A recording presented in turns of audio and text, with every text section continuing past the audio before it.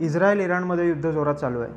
आता ते युद्ध चालू असताना कोणीही बॅकआउट करायचा विचार करतही नाही आहे। युद्ध कधी संपेल याचा विचारही येत नाही। त्यापेक्षा जास्ती आता हे तिसरं महायुद्ध होणार आहे असंही लोक म्हणतात। तुम्ही जर सरळ बघितलं तर इस्रायल हा एवढूसा देश आहे, तो पण पूर्ण अरब राष्ट्रांनी वेढलेला। तो इतके वर्ष एवढ्या बलाढ्यपणे लोकांना सामोरं जातोय की इस्रायल संपुष्टात येईल याचा विचारही आता लोक सोडून देत आहेत। अगदी अरब राष्ट्रही तो विचार सोडून देत आहेत। मग ह्या इस्रायलचा इतिहास काय आहे आणि इस्रायल इराण किंवा इस्रायलचं कुठलंही युद्ध तुम्हाला समजून घ्यायचं असेल तर त्याच्या आधी त्याचा इतिहास समजायला हवा। हे पुस्तक तुम्हाला इस्रायलच्या निर्मितीपासूनचा इतिहास सांगते।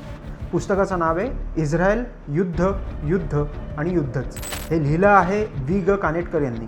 पुस्तक नक्की वाचा। कसं आहे ते कमेंट सेक्शनमध्ये नक्की सांगा। इस्रायल इराणमधलं युद्ध हे तिसऱ्या महायुद्धाकडे जातंय का असं तुम्हाला वाटत असेल तर कमेंट सेक्शनमध्ये तुमचं मत नक्की मांडा।